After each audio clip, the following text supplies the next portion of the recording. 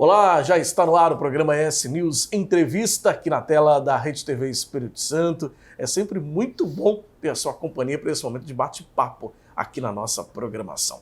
Bom, e hoje o nosso assunto é educação. Quem está aqui com a gente é o diretor da Escola Monteiro, uma escola tradicional aqui no Espírito Santo, com mais de 54 anos de história. Primeiro eu quero dar as boas-vindas, dizer para você que é um prazer recebê-lo, viu, Eduardo? Prazer é todo meu, Adriano. Eduardo Muito bom Gomes. estar aqui. É isso. Eduardo, me conta um pouco da história da escola, né? São 54 anos, sua mãe fundou. Isso. A gente tem que, nesses 54 anos, dividir um pouco das histórias, né? Muitas das histórias que eu carrego não são minhas, são dela. Sim.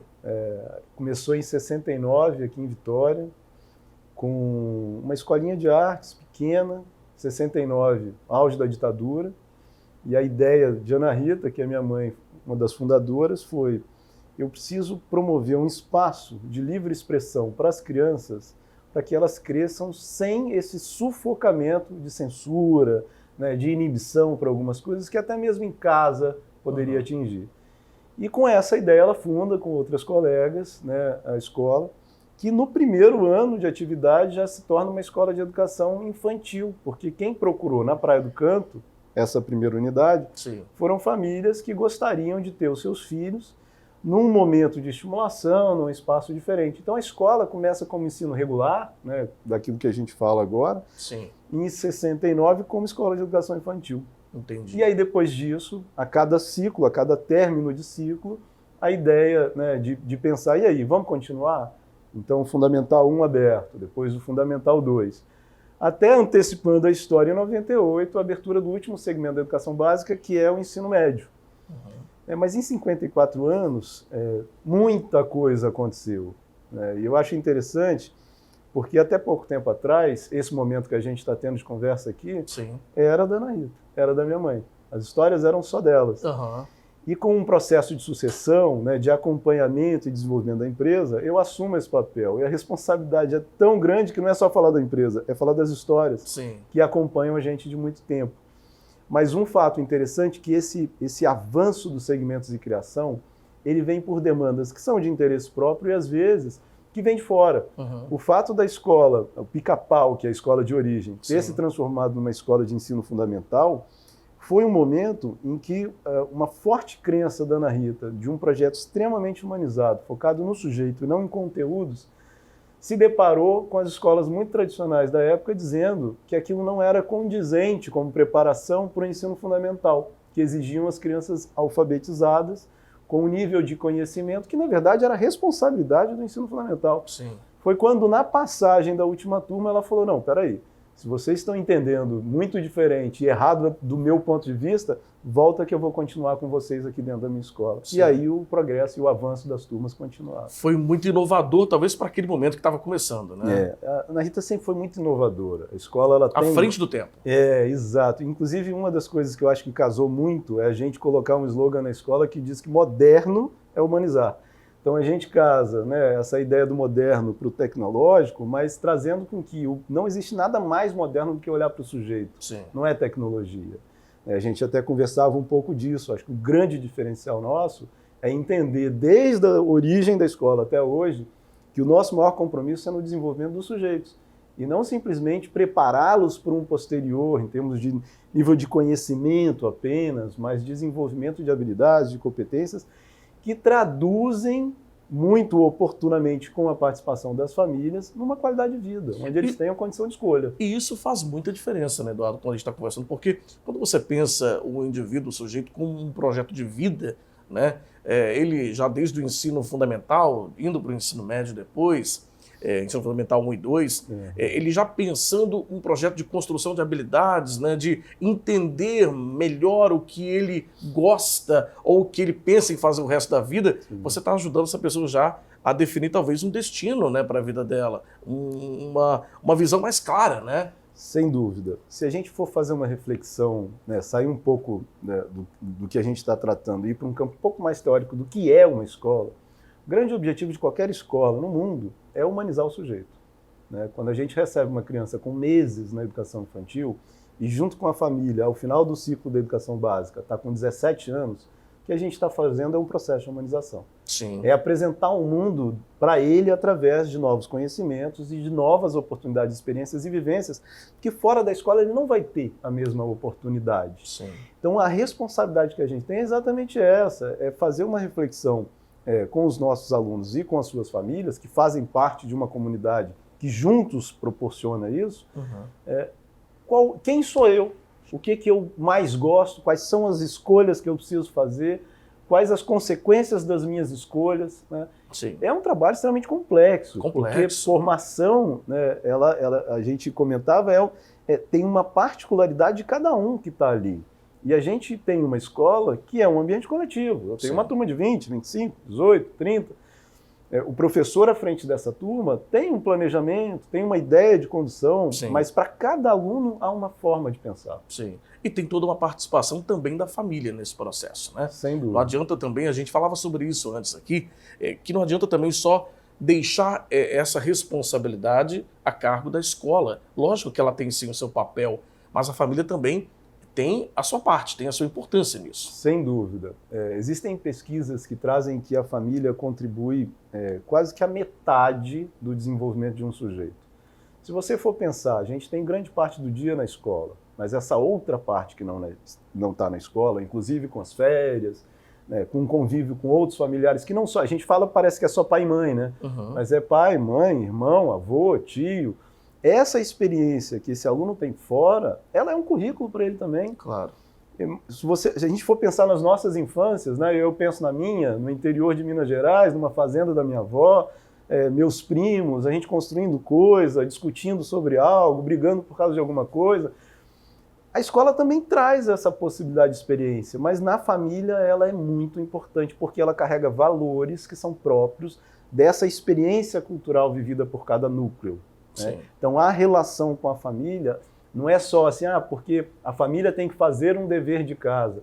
É também, mas não é disso que a gente está falando. A relação com a família é muito maior. É muito mais ampla. É uma questão de crença sobre aquilo que é mais importante. Claro. Né? E um alinhamento de valores. Né? O que a família olha para o filho e fala, eu gostaria muito de ajudar a desenvolver isso, isso, isso. A escola tem que estar alinhada da mesma forma a família com aquilo que a escola entende de currículo. Tá certo. Olha, nós vamos para um rápido intervalo. Daqui a pouquinho, Eduardo, a gente continua com o nosso papo hoje, recebendo Eduardo Gomes, ele que é diretor da Escola Monteiro, e a gente volta já já. Não saia daí.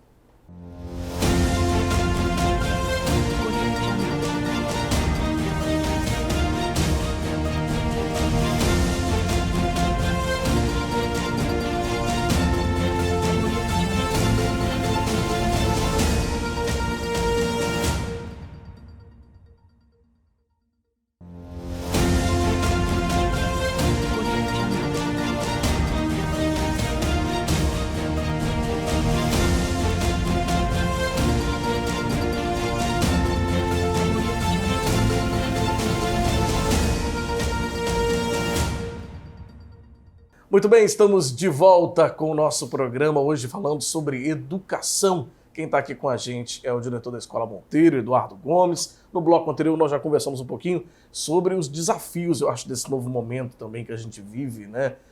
E no finalzinho a gente falou um pouco sobre a responsabilidade das famílias na educação. Tem uma responsabilidade grande, né? Você estava falando que é um pouco mais da metade, né? Digamos, do todo do processo educacional. Mas também, Eduardo, eu acho que é muito importante, a gente sabe que é um assunto que ainda acontece, que se discute muito a questão, por exemplo, do bullying.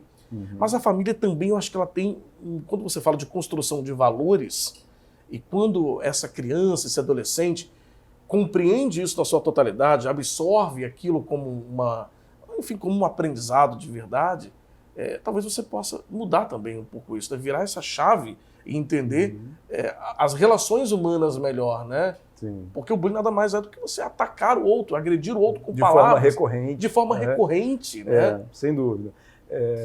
Tem toda a coerência. Se a gente fala de relação de família com a escola, com essa capacidade do sujeito de se perceber, né, com uma atitude, com uma ação que não é condizente a nenhum espaço, nem na escola, nem em qualquer outro espaço, tem toda a ligação à família. E aí o que eu gosto de trazer de exemplo é que quando a gente percebe na escola alguma coisa, a gente chama as famílias para conversar, de todos os envolvidos.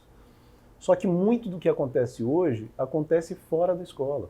Acontece exatamente no ambiente virtual. Sim. Que a princípio a gente poderia falar, não, mas isso não faz parte do cotidiano da escola, não é nossa responsabilidade. Mas muito pelo contrário, se a gente está falando de formação desse sujeito, qualquer coisa que aconteça é material para a gente trabalhar. Sim. Os conflitos são materiais para se trabalhar a formação, então a gente tem que trazer. E a família, junto com a escola, o alinhamento é necessário, porque se esse aluno, esse indivíduo recebe orientações diferentes ou entendimentos diferentes sobre aquilo que está acontecendo, ele muito provavelmente não vai entender para onde ir.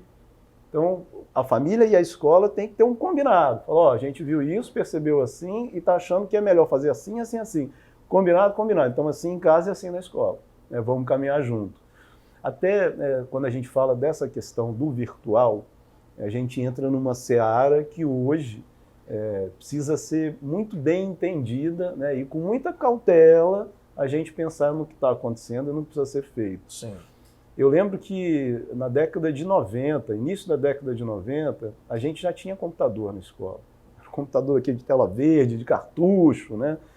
Era altamente inovador e tudo mais, e foi fantástico trabalhar com programação, raciocínio lógico.